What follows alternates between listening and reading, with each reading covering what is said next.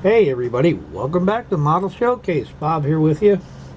Hoping everybody's doing alright on this beautiful day. Alright, number one. I want to thank each and every one of you that has subscribed to my humble little channel. I finally broke the magical number of 50. I'm up to 58 as of today.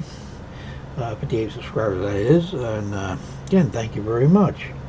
Now I want to set out a couple of special thank yous to Jens Thaler of Non-Prolific Scale Modeler and Brett G of Plastic Models by a Regular Dude. Gentlemen, I want to thank you so much from the bottom of my heart for the videos and the wonderful things that you said about me. I was greatly honored by it all and truly humbled too at the same time. I'm glad I could help. I'm out here, and if I see things along with other modelers, if I can help you out or send you something that I have, and believe me, I got a ton of stuff. That's just me. I'm always willing to lend a helping hand to anybody who needs it. And for any tips or techniques, feel free to email me. My email's on the site. So yeah, again, very humbling experience for me, but I greatly appreciate all the kudos. And also, too, the comments that was said on to it by everybody. Wow. I'm telling you, I did not expect that. And I'm proud and honored to be surrounded by such a community of fine modelers. And, you guys are the best. Well, all right. Now, let's get to our Marder here. I've been finally got a paint job down onto it. Got a nice little camo scene going here. I would have had this all posted up last weekend, but if anything could have gone wrong for me, it did. And I was having issues while painting using Vallejo paints. And as I start spraying it, they become thin down almost immediately and start, throwing freak drops all over the place. So I just couldn't figure it out. And then I realized, because my shop here is not air conditioned, and I'm sucking in all that nice, warm, humid air, and was taxing my water separator beyond the beyond. So I stopped and drained everything, put a little alcohol into it to help dry things out, and then I shot it with the good old Humbrol paints, and I come out pretty darn good. I like it. You can see the progress in the slideshow that I just put up this morning. And yeah, I hope you all like it. But now it's ready to have some decals put onto it. Of course, some of them got ruined too last weekend, so I only got a couple left. But I'm gonna use what I have, and then we're gonna weather it down a little bit. Then comes the winter whitewash, that'll be a whole nother video. But now, being that I've had a lot of comments asking for a winter scene, and I enjoy doing winter scenes. I mean, they're intriguing, and just how you can produce the snow in several different ways. How to show the cold. Whether it be a light snow or a heavy snow. It captures that moment in history, for what these soldiers went through. And one of the things I want to show you is how I make pine trees. Now, of course, with a lot of my winter dioramas I always made my pine trees by hand. And I mean, it's a simple, basic way of doing it. It looks neat, looks good once the snow is applied to it. And you don't have to be, a top shelf modeler. A little practice, and you'd be surprised what you can do. Well, first of all, what you're going to start off with, this is it, just a piece of balsa wood. Now, grab yourself your hobby knife. I use an angle blade on a heavier handle, I think it's a number 2 handle. Correct me if I'm wrong, fellas. And just start here at your corners. All right, just go nice. Start back here and just nice and easy. Just start cutting away, whittling away. Make a few, keep passing it down. And what you're going to basically do is just work it down to a nice taper. Now you don't want to dig in too hard, because what you can do, you can gouge it like that. Now you got a chunk. Now you got to work around that and try to fix that. Which you can do. It just takes a little bit more time. So what you want to do, just nice, easy strokes, bring it down, and yeah, you're going to have a pile of wood shavings on your bench. Have a plastic bag ready for them. And if you got a fireplace or a barbecue pit, there you go. Fire starter. Alright, and that's how we start, on the tree trunk. And we keep working it down till we have this finished product. Now here is a nice little tapered tree trunk, and it's ready to be detailed a little bit more. And how I do that, I use a razor saw and a wire brush. Now I never used a wire brush technique before, but a few weeks ago I was watching some videos on YouTube, and I come across a modeler, Luke Towan of Boulder Creek Railroad. Now, folks, check his site if you wanted some good tips on doing some scenics. And this kid's got it together. He's got some real neat stuff out there on doing scenic, and I really enjoyed it. And I told him in an email that I would let him, let people know about him. So, hey, check his channel out. That's Boulder Creek Railroad. Now you can see here, we got the trunk, it's all tapered. Now, that wasn't done, only with the knife. Because once you get it set down to take your sanding disc, a few passes over it, and now you got a good shape to it, just like that. Oh, you can see that. Good. Now, and take your razor knife. Don't press hard. You're going to drag it up the trunk nice and easy. Now you can start seeing where the trunk, or get the lines into it representing bark. And just scrape it along nice and gently. You press too hard, you're going to snap it. Now comes along the wire brush. I just scratch it even some more. And it kind of digs in a little bit here and there, and it gives it just that little bit more detail into it, and it really, really looks good. And there you have it. Look at that, huh? I mean, I'm telling you, that really looks good. Don't worry about that fuzz. Just take your fingers, scroll it like that. You're not going to get a splinter, and that really comes out nice. Then we grab our good old little pen vise. If I can remember where I put it, yeah, right here in front of me. Why not? And we just start drilling some holes into it, just like that. And just crisscross around, back and forth, and that's how we start.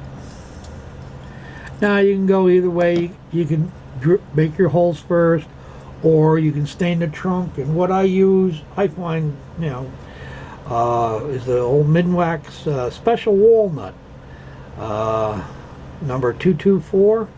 I've had this can for a long time, and I like the color of it. And you can always dress up the trunks a little dry brushing of grays onto it, give them a little bit more depth. And you can see here I got some more here. Now, yeah, I go either side here, and I'll use on just to hold on to as I'm carving. So, and this is the finished products right there. Now these here have already been pre-stained and pre-drilled, ready to have some limbs installed. And we're going to start doing that. I'll show you how we do that real quick. Now, for the limbs, each limb is done individually. Now, I know that sounds a little intimidating, but don't worry about it. It goes fast. And what the product I use for the limbs, believe it or not, now, folks, you see these around the holidays, these scented brooms. Alright, now you can get one during the holidays. You know, you want to pay up to $5. Or, like I do, I hunt around, I find a yard sale here or there from time to time, and I'll see one for 50 cents, 75 cents. Grab it. You got a big supply of tree limbs there. So, now, pull off a piece of it and cut it. That's all, that's basically all it is. And you snap off, easily broken off. Like that. You want to try to get, the pieces as straight as possible. You can just take your fingernail, get a little snap. Now you got your tree limb. Now out comes my old friend, the Dixie Cup. You remember him, he comes in for a lot of uses for me. Now you can see here on this piece here, he's already been pre-drilled. I got a few limbs installed to it. This one is not stained yet, for a simple reason. I just want to show all you what it looks like. And all I just basically do, just dip the end of the stick or the limb into the white glue and just poke it in the hole. Like so.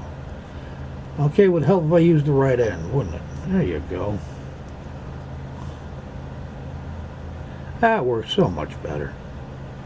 Alright, and there it is. There's your limb. Just a little drop of white glue. Set him aside. Now for the greenery onto it, the old Woodland Scenics conifer green flocking material.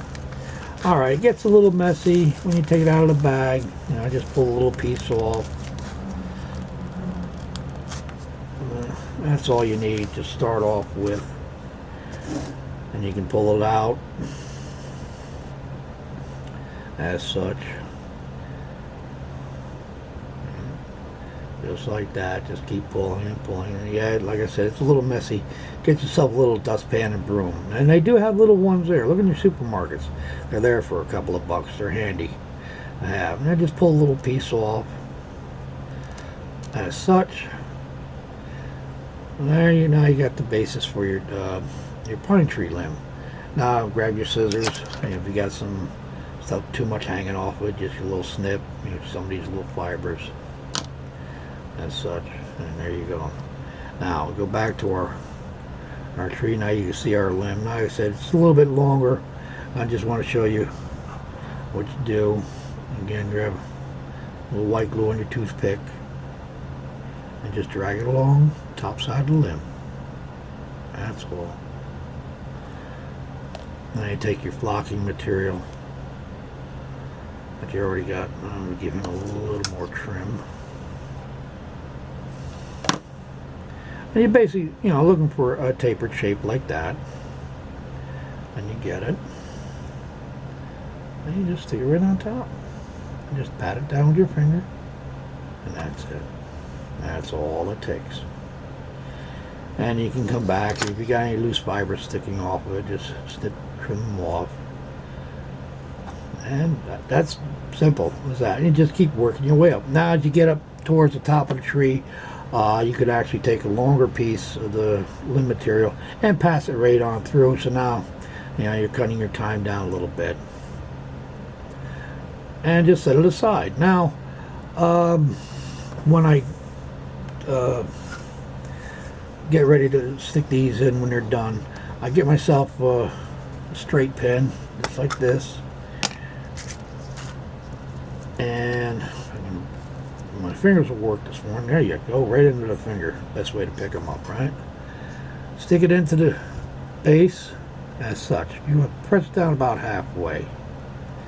Alright, grab yourself a little side cutting pliers. If I can. Bear with me, folks.